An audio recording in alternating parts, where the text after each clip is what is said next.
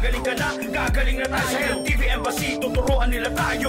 At bilang bahagi nga po ng aming pasasalamat sa ating mga elderly o sa ating mga senior citizens, inilunsad po namin ang Wellness Tambayan. Nakaisa na po kami dun sa Taguig at ito na po ang ikalawa. Dito mismo sa may Bocaue, Bulacan. Yes, of course. At andito po tayo sa ating Wellness Outreach Program kung saan po nagbibigay po tayo ng libreng serbisyo pong konsultasyon o kaya naman po ng mga gamot para sa ating mga senior citizen para naman mas ma-enjoy nila at mas mapahaba syempre ang kanilang buhay. At dito natin pinararamdam sa kanila ang ating pagmamahal sa kanila at ang mga binibigay naman na support at pampering na binibigay ng ating mga generous na sponsors para sa ating mga senior citizens.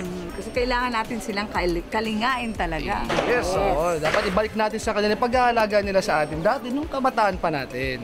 Para pagtanda naman natin, tayo naman naaalagaan. Tama ka dyan. Naalaga ko kayo. O, sige. Simulan na natin dito ang ating outreach program ng Wellness Tambayan. Panoorin ito, guys.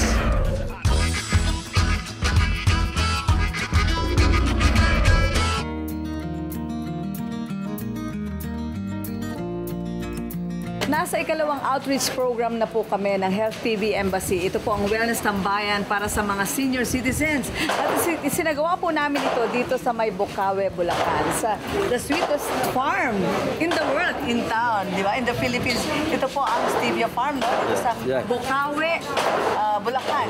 Ayan. At kausap po natin ngayon si Ginoong Bonifacio Mendoza. 73 years old, isang senior citizen. Pero mukhang batang-bata, sir, wala pang diferensya, wala pa pong sakit, malusog na malusog pa. Ayan. Okay, andito po kami ngayon sa inyo. Ito po ang aming ikalawang outreach program. Ano po ang inyong reaksyon o masasabi? Ito, parang na-surprise po ako kasi kumbaga, maikli oras para nakapag-prepare ako pero ganun pa man, nagawang ko paraan na marami rin ako maapisahan. At nang dumalo sila rito, kita ko nga kasi sa mukha nila, first time kasi nag-experience nila ito. Marami na kaming mga medical mission na ginawa rito pero kakaiba itong ginawa nitong sa inyo na Health TV Embassy. Okay, kaya isang karangalan namin, nabigyan nyo kami ng pagkakataon na kami ma-experience namin itong ganito. Kaya nga bilang ako ang pangulo nila, naipagmamalaki ko yung mga kasama ko na ako madali nilang tinugunan yung panawagan ko para tumalo rito. Makaharap namin na. Sir, sinabi niyo po kakaiba at ngayon lamang kayo nakakita o nakaranas ng ganitong klase ng outreach program. Bakit niyo po masasabi yun? Yung mga pangkaraniwang halimbawa dental, medical, check-up, ganyan. Kumbaga pamilyar na sa amin yung dental, medical. Ito, kakaiba ito dahil na-experience namin dito, tinetherapy kami. At meron pa rin na binibigyan niya kami nung sa quantum na yan. Sa quantum beam? Napatakan ba yung mata niyo? Yan. Oo, nandiyan pa yung parang kinuryente kami rito. Talagang nagulat kami. Ngayon lang namin na-experience yung kaya nakita ko kasi sa ano nila. Iba yung naramdaman namin. Opo. Ang ganito pong klase ng paggagamot, ano nyo masasabi? Welcome ba? O ano nyo po? Welcome na welcome to. Kasi una-una nga, isang karangalan namin, dito kayo nagpunta yung plantation ng yung stevia, nandito sa amin. Kaya mas maganda nga dito kayo napunta na i-promote nyo sa amin yung inyong magandang gawain. Okay, isang karangalan na. So kayo magpa-electromagnetic, yung ating kipil, yung ating pong manggusto na pwede din yung tikman at bentusa. Yung stevia po, yan ang sinasabing kahit kayo uminom lagi ng matamis na gusto nyo, yung pre-safe kasi halaman. Ano pong problema? Pera din! Totoo po yan, ano? Totoo po lahat ay ating problema ay pera, no? Sabi. Pero totoo po, ang pera ang solusyon. Ano po yung mga pinanggagalingan ng hypertension? Una, pag meron po ay sakit sa puso, yung inyo pong puso kapag may mga blockage, kapag malapot po ang inyong dugo, o kaya may bara-bara, o pag lumalaki yung puso po natin. Now, sino po may bara sa puso o malaki yung puso? Di ba nagtataas ang BP? Tama po? Okay. Pangalawa, yung mga tao may kidney failure. Kapag dumumi kayo na parang dumi ng kambing, ibig sabihin po may bulsa ang bituka po ninyo. Panahon po namin, wala pong mga detox noon na yung magtatanggal ng dumi sa katawan. Pero yung ngayon po na may kwartulintas at ayan na po mga ibang produkto at marami na rin pong ibang mga paraan para matanggal yung toxin doon sa inyong katawan. Malaki po ang naitutulong nun. Yung mga regular na gamot para sa migraine, naging dependent na rin po ako doon sa volume injection. So, kailangan nung pag sinumpong ako, kailangan mayroong volume injection ako kasi kung hindi na kasi yung pala, ang problema, ang dami kong toxin sa loob ng katawan.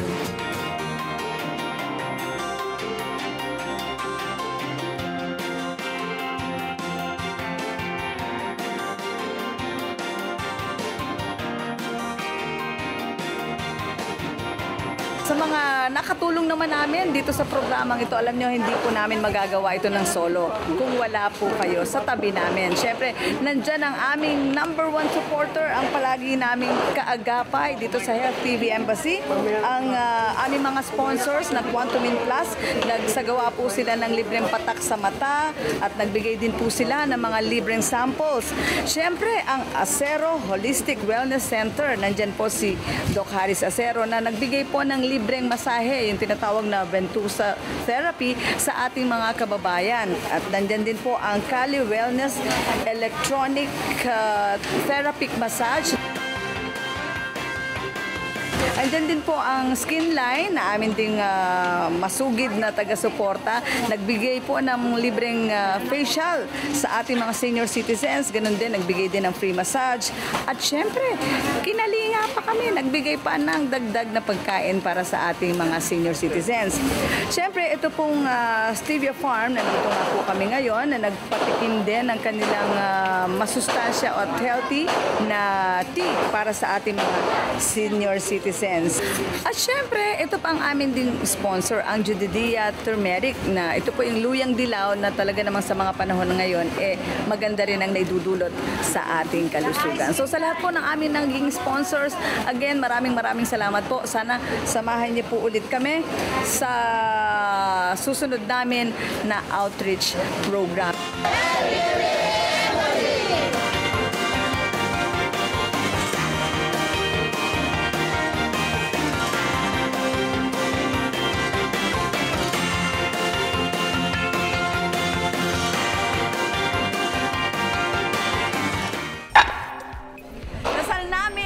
Buhay dahil gusto namin gumaling kayo, di ba? Yan ang ating battle cry, yan ang ating tagline ng programa. Yes, ang bilis diba? mo doon, partner. Nakatch mo ka agad yun, ha? Pero syempre, nakakatuwa naman yun kasi syempre nakita natin edad, di ba? From 60 years old To 93. 93 years yung old. mga nandito. Wow.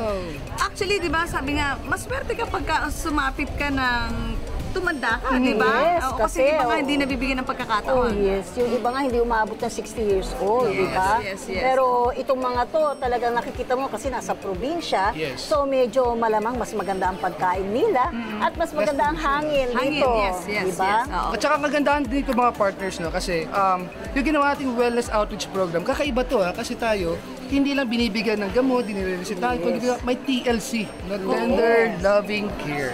Pumunta tayo mismo dito sa kanilang lugar para iparamdam yung ating pagkalinga. Kasi minsan nga, ito na yung sinasabi na neglect na ng society minsan. So, nakita natin na, well, ang lahat medyo may karamdaman na, pero wala namang ganun kalala. Kumbaga, yun lang mga normal na karamdaman na. Rayuma, ano pa ba yung mga na nakausap namin? Hypertension. Yes, Oo, yes. mga diabetes, at saka mga aray-aray daw kanina. Napakarami. And of course, mga partners, no, I'm sure you will agree with me na ito naman din ang gusto nating maranasan kapag tayo naman ang naging senior naman din in the future. Para Diba? ibalik naman sa atin. Ganun. Sana lang, di ba? Ganun din naman. Kailangan ibibigay natin yung pagmamahal at respeto sa kanila. Amen. Para Amen. in the hope na pag tayo naman na nandyan sa posisyon na yan, Mahalaga din respeto at pagmamahal din ang matatanggap natin, di ba? Yes, Pero malayo overflowing. pa tayo dun, no? Napakalayo. Napakabilis na ating oras. Siyempre, isang oras na naman. Paalaman na naman, di ba? Oo nga. Natapos na naman po ang isang oras natin ng kwentuhan sa kalusugan at saka mga kaalaman tungkol sa ating health. Sana po marami ang nakaintindi sa ating mga isinare ngayon. Ito po ang inyong wellness diplomat, Dr. Delia Maceda. And of course, samahan niyo po kami sa mga susunod po namin episode dito po sa bagong Weekend Wellness ng Bayan ng Bayan.